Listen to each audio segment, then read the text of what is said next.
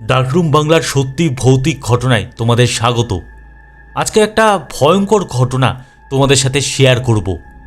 আচ্ছা, আমাদের ধারণা থাকে যে আমাদের কোনো প্রিয় মানুষ মারা গেলে মৃত্যুর পর সেই প্রিয় মানুষ আমাদের সাথে একই রকম ব্যবহার করবে।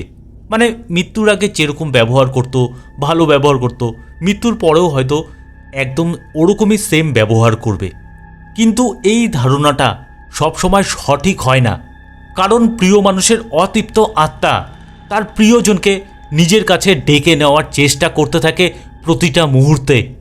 আজকে নদিয়ার এক গ্রামের ভয়ঙ্কর একটা ঘটনা তোমাদের সাথে শেয়ার করব, যেখানে 14 বছরের এক ভাই তার 17 বছরের মৃত দিদিকে দেখতে পারত, এবং সেই মৃত দিদি সেই ভাইকে তার নিজের কাছে প্রতিটা মুহূর্তে ডাকত। কিন্তু ঘটনাটির শেষ পরিণতি এতটা ক্রিপি আর মর্মান্তিক হবে তা আমি ভাবতে পারিনি। জানি না ঘটনাটা তোমাদের কেমন লাগবে, আশা করি ভালোই লাগবে। তাই চ্যানেলটিকে একটু সাবস্ক্রাইব, লাইক আর শেয়ার অবশ্যই করে দিও, এবং কমেন্টে জানিও কে কোথা থেকে শুনছো। আর তোমরাও যদি তোমাদের সাথে ঘটা কোনো ভৌতিক অভিজ্ঞতা বা তোমাদের জানা কোনো ঘটনা আমার সাথে শেয়ার করতে চাও, তাহলে মেল আইডি এবং হোয়াটসঅ্যাপ নাম্বার দেওয়া আছে, সেখানে তোমরা টেক্সট মেসেজ, ভয়েস মেসেজ অথবা ফোন করে আমাকে তোমাদের অভিজ্ঞতা শোনাতে পারো। তো চলো আজকের এই ভয়ঙ্কর ঘটনাটা তোমাদের সাথে আমি শেয়ার করছি। ঘটনাটির মাঝে তোমরা একটু অন্য ধরনের শব্দ শুনতে পারো, কারণ আমি যে ঘরটার মধ্যে রেকর্ডিং করি সেই দরজার বাইরে একটা মা কুকুর আছে আর তার 5টা বাচ্চা আছে। তারা একটু আওয়াজ করছিল, হয়তো রেকর্ডিংয়ের মাঝে সেটাও চলে আসতে পারে, একটু অ্যাডজাস্ট করে নিও। কারণ এই কুকুরগুলো না বাইরে থাকতে পারে না, কেউ রাখে না, তাই আমি আমার এই ছোট্ট বারান্দাটার মধ্যে ওদেরকে আশ্রয় দিয়েছি। জানি না বড় যখন হবে তখন কি করে সামলাবো, তো একটু অ্যাডজাস্ট করে নিও।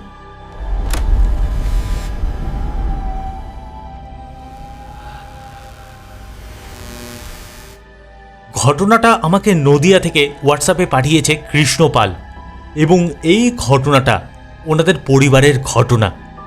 তো কৃষ্ণবাবুরা ছোটোবেলায় নদিয়ার কোনো একটা গ্রামে থাকতো, এবং সেখানে ওনাদের নিজেদের বাড়ি ছিল, আর তাদের পরিবারটা ছিল যৌথ পরিবার।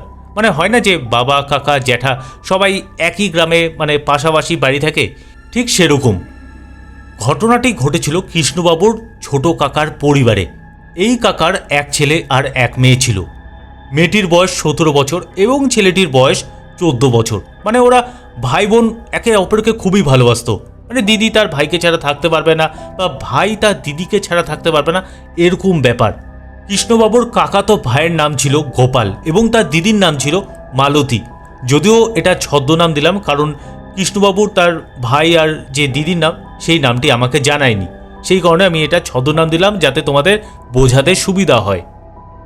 সালটা তখন ছিল 1975। মানে বুঝতেই পারছো যে এই ঘটনাটা অনেকটাই পুরনো। সেই সময় কৃষ্ণবাবুর বয়স ছিল 12-13 বছর এরকম।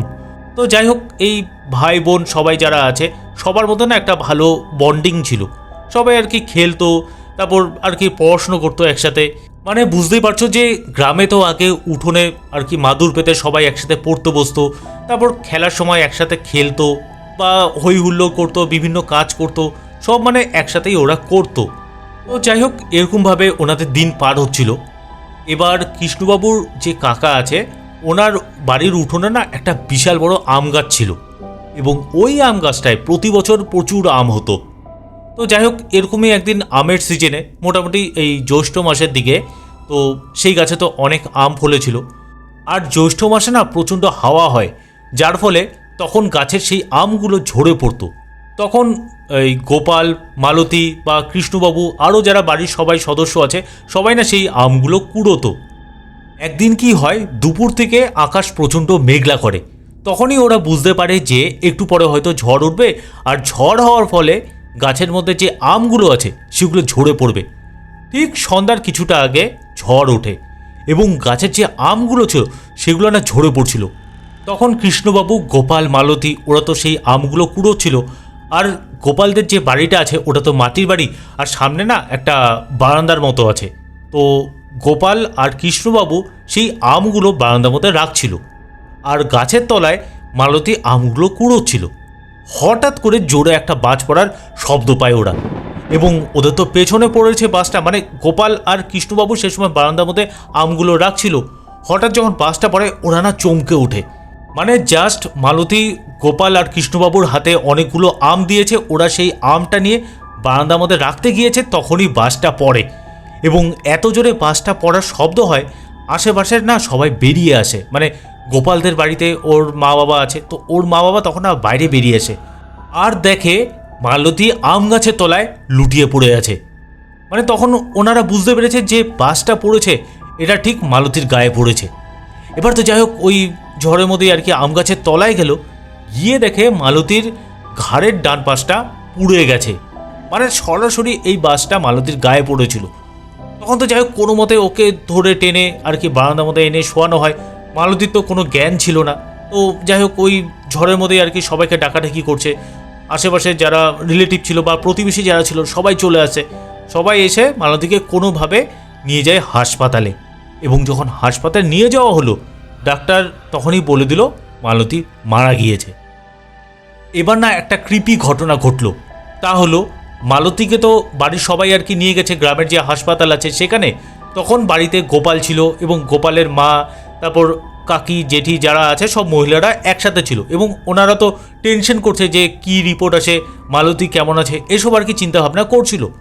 তখন বলে গোপাল হঠাৎ করে বলে ওঠে যে দিদি না আমাকে ডাকলো, আমি দিদির গলার ডাক শুনলাম যে দিদি আমাকে ডাকছে আমার নাম নিয়ে।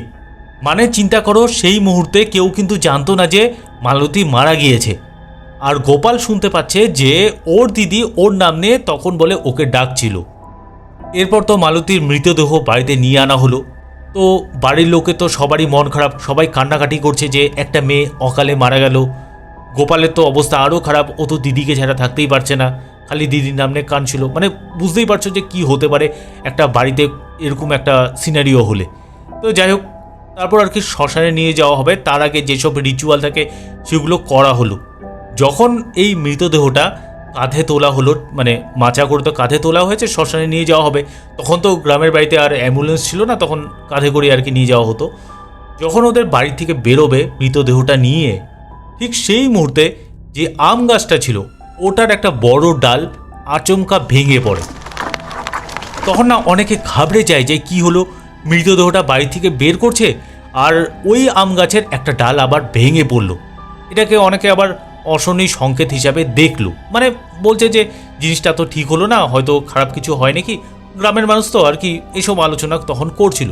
তার মধ্যে অনেকে আবার বলল যে আরে কিছু না, হয়তো যে বাসটা পড়েছিল সেটারই কোনো কারণে আম গাছের কোনো একটা ডাল নড়বড়া হয়ে গেছিল, সেই ডালটাই এখন ভেঙে পড়ল। তো যাই হোক গোপালের দিদির ভালো মতো সৎকার করা হলো। এবার পরের দিন সন্ধ্যাবেলার দিকে গোপালদের যে বাড়ির যে বারান্দার মতো আছে সেখানে না সবাই আর কি বসে আছে, বসে আর কি মন খারাপ গোপালের মাকে আর কি সান্ত্বনা দিচ্ছে। আর সে সময় না ওদের গ্রামে ইলেকট্রিক তখনও আর কি ঢোকেনি, তো লণ্ঠন আর কি জ্বালানো আছে। তো গোপালও আর কি বাড়ির যে দরজাটা আছে, মানে ঘরে ঢোকা যে দরজা যে চৌকাঠটা সেখানে বসেছিল। আর ও হঠাৎ করে সবাইকে বলছে মা দেখো দিদি। এবার সবাই না প্রথমে চমকে যায় যে কি বলছে, দিদিকে দেখতে পাচ্ছে। তো যেদিকে গোপাল ইশারা করলো যে ওখানে দিদিকে দেখেছে, সবাই সেদিকে তাকালো আর সেই দিকটা ছিল সেই আম গাছটা। গোপাল বলছে মা আমি দিদিকে দেখলাম আম গাছের সামনে দাঁড়িয়ে থাকতে। তখন না যারা আশেপাশে ছিল সবাই না তখন ঘাবড়ে যায়। এবার ওর মধ্যে কিছু আর কি লোক ছিল, মানে গোপালের এক জেঠু আরেক কাকু ছিল। তো ওরা কি করেছে আবার লণ্ঠন নিয়ে বলছে কোথায় দিদিকে দেখলি। তখন গোপাল বলছে যে ওই আম গাছের তলায়। এবার কয়েকজন আর কি গেছে আম গাছের তলায়, লণ্ঠন নিয়ে দাঁড়ালো আর কি, খুঁজে দেখলো। তখন ওকে গোপালকে বলছে কোথায় তোর দিদি, এখানে তো কেউ নেই। তখন না গোপাল আর কিছু বলছে না। তো যাই হোক ওরা চলে আসলো, মানে অ্যাকচুয়ালি ওনারা তো গেছে, ওনারা তো ভূত দেখতে জানি, ওনারা গেছে যে গোপাল কাউকে দেখেছে, সবাই ভয় পেয়েছে, সেই ভয়টা ভাঙাতে লণ্ঠন নিয়ে সেই আম গাছের ওখানে গিয়েছিল। তো সেদিন সে দিনটা পার হলো। তার একদিন পরে গোপালের দিদির শ্রাদ্ধ হলো, যেহেতু অপমৃত্যু হয়েছে তাই 3 দিনের শ্রাদ্ধ করতে লাগে। তো যাই হোক শ্রাদ্ধটাও ভালো মতো কমপ্লিট হলো। এবার শ্রাদ্ধের দিন রাত্রেবেলা গোপালের মা বাবা 3 জন একই খাটে শুয়েছে। হঠাৎ করে না গোপাল বলছে তার মাকে মা দিদি আমাকে বাইরে ডাকছে। তখন ওর মা আর কি চমকে উঠেছে, কি বলছিস উল্টাপাল্টা কথা। গোপাল বলছে আরে সত্যি আমাকে দিদি ডাকলো আমার নাম ধরে। তখন না গোপালের মা গোপালকে ভালো মতো বোঝায় যে দেখ দিদি তো আর ফিরে আসবে না, তুই যেটা বাইরে আওয়াজ শুনতে পাচ্ছিস সেটা তোর মনের ভুল। তারপর যাই হোক গোপালের বাবাও গোপালকে তখন বোঝালো, দুজন মিলে বুঝিয়ে তারপর গোপালকে আর কি ঘুম পাড়িয়ে দেয়। তো পরের দিন সকালে তাড়াতাড়ি গোপালের মা ঘুম থেকে উঠেছে। অ্যাকচুয়ালি উনি আর কি সকালে একটু তাড়াতাড়ি ওঠে, কারণ গোয়াল ঘর আছে, গরু আছে, তো গরুদের যা যা করতে লাগে তো সেই কাজগুলো উনি করে। তো যাই হোক সকালবেলায় মোটামুটি এই 6টার দিকে উঠেছে। উঠে যখন দরজাটা খুললো ঘরের, তখন সামনে যে বারান্দার মতো আছে, ওখানেও তো আর কি মাটির বারান্দা, ওর উপর দেখতে পাচ্ছে যে ভেজা পায়ের ছাপ। আর এই পায়ের ছাপটা ছিল অদ্ভুত ধরনের, কারণ আমাদের যখন ভেজা পায়ের ছাপ পড়ে তখন পায়ের সামনের আঙ্গুলের সাথে সাথে পায়ের গোড়ালির ছাপটাও পড়ে, কিন্তু যে পায়ের ছাপটা গোপালের মা আর কি দেখলো, সেই পায়ের ছাপটা শুধু সামনের আঙ্গুলগুলো আছে কিন্তু গোড়ালিটা নেই। আর সেদিনকার ভোরবেলার দিকে বৃষ্টি পড়েছিল। এবার গোপালের মা না এটা দেখে একটু অবাক হলো যে এটা কিসের পায়ের ছাপ। কোনো কুকুরের পায়ের ছাপ তো এরকম হতে পারে না, কারণ সামনের যে আঙ্গুলগুলো আছে 5টা আঙ্গুল স্পষ্ট বোঝাচ্ছে, অথচ গোড়ালির যে চিহ্নটা সেটা নেই। তখন গোপালের মা গোপালের বাবাকে ডাকলো, মানে দেখানোর জন্য যে পায়ের ছাপগুলো। এবার গোপালের বাবাও দেখলো, কিন্তু দেখে তিনিও বুঝলেন না যে এই পায়ের ছাপটা কোন জন্তুর হতে পারে। এবার গোপালের মা বাবা আশেপাশে যে সবাইকে ডেকে দেখাবে, তার আগে সেই পায়ের ছাপটা মিশে যায়। মানে অ্যাকচুয়ালি তো মাটির ঘর, তো মাটির ঘরে যদি ভেজা পায়ের ছাপ পড়ে, সেই পায়ের ছাপটা কিন্তু বেশিক্ষণ থাকে না, সেটা ধীরে ধীরে মিশে যায়। তো তারা কাউকে আর দেখাতেও পারলো না এবং বোঝাতেও পারলো না যে এটা কিসের পায়ের ছাপ বা কোন জন্তুর পায়ের ছাপ। যাই হোক এরপর আরও 1 সপ্তাহ কাটে। এর মধ্যে গোপাল না একটু অন্যরকম হয়ে যায়। মানে ও এতটাই ভারাক্রান্ত হয়ে গেছে দিদির মৃত্যুর পর, ও যখন শুয়ে থাকতো তখন না একভাবে সিলিংয়ের দিকে তাকিয়ে থাকতো, বা বসে থাকলে একদিকে একভাবে তাকিয়ে থাকতো। মানে ওর মন প্রচণ্ড কষ্ট পাচ্ছিল ওর দিদির আকস্মিক মৃত্যু হওয়ার পর। তো একদিন রাতের বেলা, তখন মোটামুটি এই 7:30 কি 8:45 হবে, এরকম সময় গোপালের মা, গোপাল, তারপর গোপালের বাবা, তারপর আরও একজন কেউ আর কি গোপালদের ঘরে বসে আর কি কথা বলছিল। এবার সামনে যে দরজাটা আছে ওই দরজাটা না খোলা ছিল, তাই উঠোনটা সরাসরি দেখা যাচ্ছে। আর গোপাল আর কি মেঝেতে বসে আছে। আচমকা গোপাল বলছে দিদি দৌড়ে গেল। এবার গোপালের মা বাবা তো চমকে উঠেছে, কি বলছে। তখন গোপাল আবার রিপিট করছে যে না, আমি এখনই দেখলাম দিদি উঠোন দিয়ে দৌড়ে গেল এবং আমার দিকে তাকাতে তাকাতে দৌড়ে চলে গেল। তখন গোপালের মা না একটু ঘাবড়ে যায়, ঘাবড়ে গিয়ে সামনে যে দরজাটা ওটা বন্ধ করে দেয়।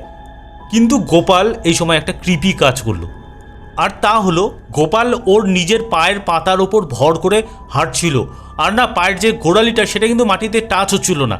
তখন ওর মা বাবা বলছে যে তুই কি করছিস।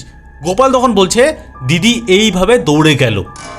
এবার গোপালের মা বাবার তখন একটা জিনিস মনে পড়লো যে কিছুদিন আগে ওদের যে মাটির যে বারান্দাটা আছে তার উপর কিন্তু পায়ের একটা ছাপ দেখেছিল। তখন কিন্তু পায়ের যে আঙ্গুলগুলো আছে সেটার খালি ছাপটা পড়েছিল, কিন্তু গোড়ালির ছাপটা পড়েনি। এবার পরের দিন গোপালের বাবা তার নিজের যে আত্মীয় স্বজন যারা আছে আশেপাশে তাদেরকে না বিষয়টা জানায় যে গোপাল এরকম করেছে।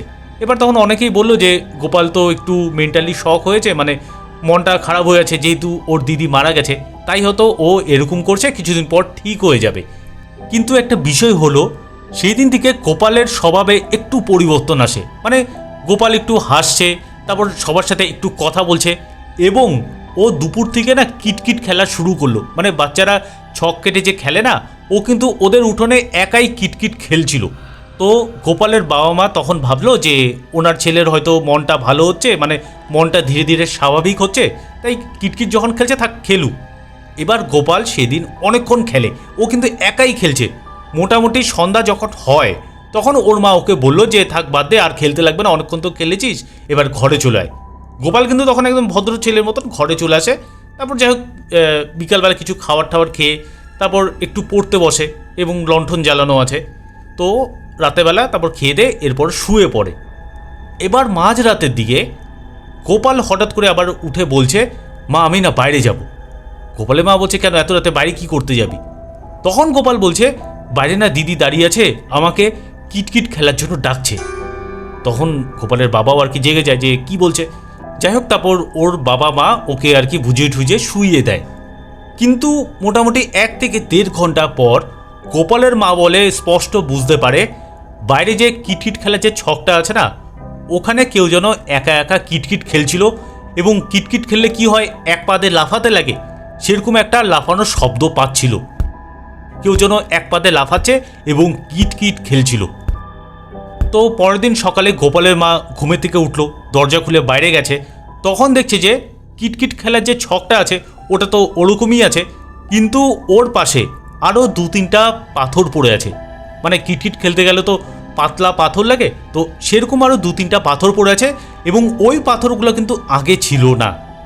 তখন গোপালও আর কি ঘুম থেকে উঠে ও তখন বলছে যে মা, গতকাল না দিদি ডাকছিল, আমি তো তোমাদের বললাম, তাই তোমরা তো আমাকে বাইরে যেতে দিলে না, তাই দিদি একাই আমাকে ছাড়া রাতেবেলা খেলছিল। এরপর থেকে গোপাল অদ্ভুত আচরণ শুরু করলো। ও কি করলো, ওর নিজের পায়ের পাতার উপর ভর করে গোড়ালিটা মাটিতে না টাচ করে ওরকমভাবে হাঁটা শুরু করলো। এবার না ওর মা বাবা সবাই আর কি দেখছে, তখন গোপালকে বারণ করে যে এইভাবে হাঁটিস না, ভালো লাগছে না দেখতে। কিন্তু গোপাল বলছে না, আমার দিদি তো এইভাবে হাঁটে, আমিও এরকমভাবেই হাঁটবো। তখন না গোপালের বাবা গোপালের গায়ে আর কি হাত তোলে, কারণ এরকমভাবে কৃপিভাবে হাঁটছে, সবারই একটু কেমন যেন লাগছিল। তো যাই হোক, ওর গায়ে হাত তুলেছে। তখন গোপাল না একটু কান্নাকাটি করছে যে কেন তোমরা এরকম করছো, আমার দিদির কথা খালি মনে পড়ে, তার জন্য তো আমি এরকম করছি। তখন যাই হোক, গোপালের বাবা মা ওকে অনেক কিছু বোঝায় এবং ওদের যে আত্মীয় স্বজন যারা আছে সবাই এসে গোপালকে বোঝায়, ভালো মতো বোঝায় যে এরকম করিস না, এটা ভালো না, দিদি তো চলে গেছে, দিদি ভালো আছে যেখানে আছে। তো গোপাল না তাও মানতে চাচ্ছে না, বলে না, দিদি রোজ রাতে আসে, আমাকে ডাকে, আমাকে দেখা করতে চায় আমার সাথে, এগুলো আর কি বলছিল। তখন ওদের এক রিলেটিভ ওদেরকে বললো যে একটা ওঝা আছে, ওনাকে ডেকে নিয়ে আসি, ওনাকে ডেকে নিয়ে আনলে হয়তো সমস্যাগুলোর সমাধান হবে। এবার ওই ওঝার সাথে তো কথা বলে, তো ওঝা তো আর সঙ্গে সঙ্গে আসবে না, বলেছে যে 2-3 দিন পরে ওনাদের বাড়িতে আসবে, মানে গোপালদের বাড়িতে। এর মাঝে কি হয়, একদিন রাতের বেলা প্রচণ্ড হাওয়া ওঠে। এবার হাওয়ার জন্য কি হয়, আমগুলো পড়ছিল, তখন রাত্রি প্রায় এই 2টা কি 3টা হবে। তখন গোপালের বাবা মা একটা অদ্ভুত জিনিসের সাক্ষী থাকে, তা হলো গাছের থেকে তো আমগুলো পড়ছিল, সেই আমগুলো ছিটকে এসে ওদের ঘরের দরজার মধ্যে ধাক্কা খাচ্ছিল। তো ওদের ঘরের দরজা তো ভেতর থেকে বন্ধ ছিল, তো ওর বাবা মা না একটু অবাক হলো যে উঠোনে আমগুলো পড়ছে, এই আমগুলো ছিটকে এসে কি করে আমাদের ঘরের দরজার মধ্যে ধাক্কাটা খাচ্ছে। মানে এটা কোনোভাবেই পসিবল ছিল না, কারণ এই আম গাছটা ওদের বাড়ির উঠোনের মধ্যে আছে, কিন্তু ওদের যে ঘরটা আছে তা উঠোন থেকে কিছুটা দূরে। তো একটা আম যদি উঠোনে পড়ে, সেটা ছিটকে এসে এত দূরে ওদের ঘরের দরজার মধ্যে কোনোভাবেই ধাক্কা খাওয়া সম্ভব না। তখন গোপাল হঠাৎ করে বিছানা থেকে উঠে বলছে, মা, বাইরে দিদি এসেছে, আমাকে বাইরে যেতে দাও, দিদি আম কুড়োচ্ছে, আমিও কুড়োবো। তো ওনা বাইরে যাওয়ার জন্য ছটফট করতে থাকে। তো ওর বাবা মা কোনোভাবে ওকে আটকে রাখে আর বলছে বাইরে কেউ নেই, বাইরে যাস না। তো ওনা তাও মানে চিৎকার করছে, না বাইরে দিদি আছে, আমাকে যেতে দাও। তো এরকম করে সারা রাতটা পার হয়। ওর বাবা মা আর ভয়ের ছুটে দরজাটা খোলেনি, আর খুললে পরে কি না কি থাকবে, একটা ভয়ের তো একটা বিষয় না। তার মধ্যে সেই আমগুলো কিন্তু তখনও ওদের বন্ধ দরজার মধ্যে ধাক্কা খাচ্ছিল। তো যাই হোক, যখন সকাল হলো তখন আর কি দরজাটা খুলেছে, খুলে দেখছে যে ওদের দরজার সামনে কিছু আম পড়ে আছে। তার মানে রাতেরবেলা যে আম ছোড়ার যে শব্দটা পেয়েছে সেটা কিন্তু সত্যি সত্যি হয়েছে। এরপর সেদিনই ওঝা তাদের বাড়িতে আসে এবং বাড়িতে আসার পর ওদের উঠোনে যজ্ঞ করলো। যজ্ঞ করার পর ওদের বাড়ির যতটা এরিয়া আছে, মানে গোপালদের বাড়ির পার্টিকুলার যতটা এরিয়া আছে, 4-5টা বন্ধন করে দেয় এবং বলল যে 1 মাস গোপালকে সাবধানে রাখতে, কারণ গোপালের দিদির যে অতৃপ্ত আত্মা আছে ওটা গোপালকে কিন্তু সবসময় ডাকবে নিজের কাছে নিয়ে যাওয়ার জন্য। তার সাথে আরও একটা কথা বলো, ওদের উঠোনে যে আম গাছটা আছে, বললো এই আম গাছটাকে যত তাড়াতাড়ি পারো কেটে দাও, এই আম গাছটা কিন্তু এখন আর ভালো না। তো যাই হোক, এবার ওঝা তো নিজের কাজ করে চলে গেছে। তো মোটামুটি 1 সপ্তাহ কিছুই হয়নি, একদম স্বাভাবিক নর্মাল, মানে ওদের বাড়িতে যেসব অ্যাক্টিভিটিগুলো হচ্ছিল সেগুলো কিন্তু হচ্ছিল না। তো গোপালও রাত্রেবেলা ভালোভাবে আর কি ঘুমোতো, মানে আগে যে রাত্রেবেলা হঠাৎ করে উঠে বলতো যে দিদি বাইরে থেকে ডাকছে, সেগুলো কিন্তু হচ্ছিল না। আর এর মধ্যে কি করলো, ওরা সেই আম গাছটা কাটার পরিকল্পনা করলো। এবার আম গাছটা কাটার জন্য কিছু লোক আর কি নিয়ে এসেছে। আম গাছটা যখন কাটতে যাচ্ছিল, হঠাৎ করে 1-2টা লোক অচৈতন্য হয়ে পড়ে, মানে ওরা কিন্তু গাছের উপর উঠেছে, ডালগুলো তো কাটবে, যখনই কাটতে যায় হঠাৎ করে সেন্সলেস হয়ে ওপর থেকে নিচে পড়ে যায়। এবার উপর থেকে যখন নিচে পড়েছে তখন ওদের হাত পা আর কি ভেঙে গেছে। তো যাই হোক, সবাই তখন একটু ভয় পেয়ে গেছে যে এই আম গাছটা কাটা কি ঠিক হবে, মানে কেউ আর কাটতে চাচ্ছিল না। এবার কি হয়, এই 1 মাস কাটার মোটামুটি আরও 2-3 দিন বাকি।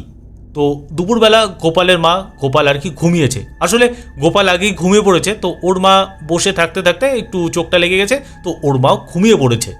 তো যাই হোক কিছুক্ষণ সময় পার হয়েছে, আর গোপালদের বাড়িটা যেখানে আছে না, ওর থেকে কিছুটা দূরে একটা পুকুর ছিল।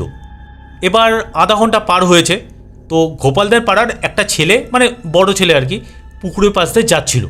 হঠাৎ করে না ওই ছেলেটা শুনতে পারে যে পুকুরের মধ্যে কিছু ঝাপটাঝাপটি শব্দ হচ্ছে। তো ছেলেটি যায় পুকুরের সামনে দেখতে যে কিসের শব্দ হচ্ছে। গিয়ে দেখে গোপাল সেই পুকুরের জলের মধ্যে হাবুডুবু খাচ্ছে। ছেলেটা তোর সঙ্গে সঙ্গে পুকুরে ঝাঁপ দিয়ে গোপালকে কোনোভাবে ডাঙায় তোলে। তখন না গোপালের সেরকম আর কি সেন্স ছিল না, অ্যাকচুয়ালি ওর নাকে মুখে জল ঢুকে গেছে। তো যাই হোক ওকে কোনো মতে নিয়ে আসলো গোপালদের বাড়িতে। তখন গোপালের মা আর কি চমকে যায়, কি গোপাল এইভাবে পুকুরে ডুবে গেল কী করে, মানে গোপাল তো ঘুমিয়েছিল, হঠাৎ করে ও কখন উঠে সেই পুকুরের সামনে গেছে এবং ডুবে যাচ্ছিল। তো যাই হোক গোপালের বাবা মা আরও যারা রিলেটিভ আছে সবাই আর কি চলে আসে, গোপালকে আর কি ওর বুকে তারপর পেটের মধ্যে আর কি প্রেস করছে যাতে জলগুলো বেরিয়ে যায়। কিছুক্ষণ এইভাবে প্রেস করার পর ওর পেট থেকে সেই জলগুলো বেরিয়ে যায় এবং গোপালের হুঁশ ফিরে আসে। তখন গোপালকে তাড়াহুড়ো করে আবার হাসপাতালে নিয়ে যাওয়া হয়। প্রাথমিক কিছু ট্রিটমেন্ট হওয়ার পর গোপালকে ছেড়ে দেয়, মানে সেই যাত্রায় গোপাল বেঁচে যায়। কিন্তু না গোপালের সেদিন রাত থেকে প্রচণ্ড জ্বর চলে আসে। তো জ্বরে তো ও আবোল তাবোল বলছিল যে আমার দিদি আমাকে ডাকছে, আমাকে নিয়ে যেতে চাই, আমাকে যেতে দাও, এরকম আর কি বলছিল। আর জ্বর এতটা এসেছে যে 2-3 দিন হয়ে গেছে ওর জ্বর তাও কমছিল না।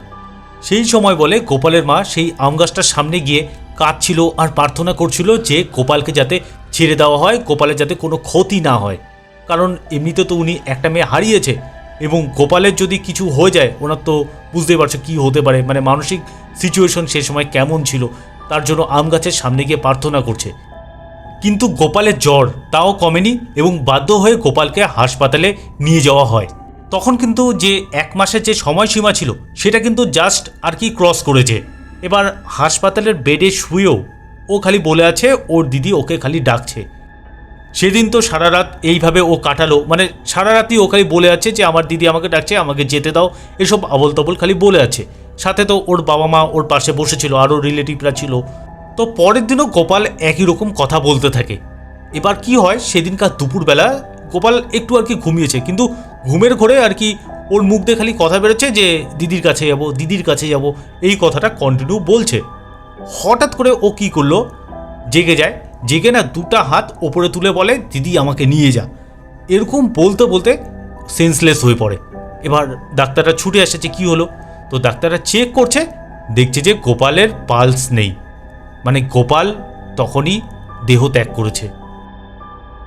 মানে গোপাল যে সবসময় বলতো যে ও ওর দিদির কাছে যাবে, ওর দিদি ডাকছে, ও সত্যি সত্যি চলে গেল। এবার তো সবার মন খারাপ, সবাই কান্নাকাটি করছে। তারপর গোপালের দেহটা ভালো মতো আর কি সৎকার করা হয়। এবার গোপালের মা না তারপর থেকে একটু পাগল পাগল টাইপের হয়ে গেছিল। সেই আম গাছটার মধ্যে ওর মা ঝাড়ু দিয়ে আর কি মারছিল, বলছিল যে আমার ছেলেকে কেন নিলি, মানে একটা মা পাগল হয়ে গেলে, সন্তানের শোকে পাগল হয়ে গেলে যেরকম হয়, মানে বুঝতেই তো পারছো কী আর বোঝাবো এটা। কিন্তু ওই আম গাছটা ওরা কোনো সময় কাটতে পারেনি, কাটার অনেকবার চেষ্টা করেছে, কিন্তু কোনো না কোনো দুর্ঘটনা খালি হচ্ছিল। আর সবাই না তখন ভয় পেত সেই আম গাছটাকে। এবার গোপালের মৃত্যুর মোটামুটি 3 বছর পার হয়েছে। একদিন কি হয়, বৈশাখ মাসের দিকে, মানে তখন কালবৈশাখী ঝড় উঠেছিল, হঠাৎ করে রাতের বেলা বাজ পড়ে এবং বাজটা পড়েছে সেই আম গাছটার মধ্যে। পরদিন সকালে যখন সবাই দেখলো, আম গাছটা পুরোটা ঝলসে গেছে। এবার তখন সবাই সিদ্ধান্ত নিল যে এবার লোক ডেকে নিয়ে আসি আর আম গাছটা কাটার ব্যবস্থা করি। আশ্চর্যভাবে সেদিন আম গাছটা ওরা কেটে ফেলে, কারোর কোনো ক্ষতি হয়নি। মানে এতদিন আম গাছটা কাটার অনেক চেষ্টা করেছিল, কারোর না কারোর ক্ষতি হয়েছিল, কিন্তু যখন বাজ পড়ে গাছটা পুড়ে গেল তারপর থেকে কিন্তু আম গাছটা যখন কাটলো তখন কারো ক্ষতি হলো না। এবার একটা জিনিস চিন্তা করো, গোপাল তার নিজের মৃত দিদিকে শুধু ওই দেখতে পেত, বাকি কেউ দেখতে পায়নি। মানে গোপালের মা বাবা বা যারা রিলেটিভ আছে তারা কিন্তু কোনো সময় গোপালের মৃত দিদিকে দেখতে পায়নি। শুধু গোপালের বাবা মা ওনারা একটু বুঝেছিল, মানে একটা পায়ের ছাপ দেখেছিল, তারপর বন্ধ দরজার মধ্যে যে রাতেরবেলা আম ছুঁড়ে মারছিল সেই শব্দগুলো শুনেছিল, কিন্তু ওনারাও কিন্তু কোনো সময় কোনো কিছু দেখেনি। গোপালের মৃত দিদি গোপালকে নিয়ে যেতে চাচ্ছিল নিজের সাথে, তাই গোপালকেই ডাকতো আর দেখা দিয়েছিল, আর শেষে সেটাই হলো। তো বন্ধুরা, এটাই ছিল আজকের ঘটনাটি যদি তোমাদের ভালো লেগে থাকে তাহলে আমার চ্যানেলটাকে একটু সাবস্ক্রাইব, লাইক আর শেয়ার অবশ্যই করে দিও এবং কমেন্টে জানিও কে কোথা থেকে শুনছো। আর তোমরাও যদি তোমাদের কোনো ভৌতিক অভিজ্ঞতা বা তোমাদের জানা কোনো ঘটনা আমার সাথে শেয়ার করতে চাও তাহলে দেখবে মেল আইডি এবং হোয়াটসঅ্যাপ নাম্বার দেওয়া আছে, সেখানে তোমরা টেক্সট অথবা ভয়েস মেসেজ আমাকে পাঠাতে পারো অথবা সরাসরি ফোন করে তোমাদের ভয়ঙ্কর অভিজ্ঞতা আমার সাথে শেয়ার করতে পারো। আর গত মঙ্গলবার আমি একটা ঘটনা তোমাদের সাথে শেয়ার করেছিলাম। ওই ঘটনাটার মধ্যে আমি একটা স্ক্যারি কল রেকর্ডিং করি, মানে যার সাথে ইনসিডেন্টটা ঘটেছিল তার সাথে আমার ফোনে কথা হয়, সেই কল রেকর্ডিংটা আমি আমার চ্যানেলে আপলোড করেছিলাম। আসলে যে আর কি ঘটনাটা শুনিয়েছে উনি প্রচণ্ড ভয় পাচ্ছিল, মানে অ্যাকচুয়ালি ঘটনাটা রিয়েল ঘটনা ওনার সাথেই ঘটেছিল আর ওনাদের পাড়াতেই ঘটেছিল, তাই না বলতে একটু ভয় পাচ্ছিল, তাই ওনার কথাটা একটু আটকে আটকে আসছিল। সেই কারণে অনেকের শুনতে একটু অন্যরকম ফিল হয়, এর জন্য আমি দুঃখিত। আর তোমরাও যদি তোমাদের কোনো ভয়ঙ্কর অভিজ্ঞতা আমার সাথে এরকম কল রেকর্ডিংয়ে শেয়ার করতে চাও তাহলে তোমরা সেটাও কিন্তু করতে পারো। তো আজকের মতন টাটা, গুড বাই, তোমরাও ভালো থাকো, আমিও ভালো থাকি, বাই।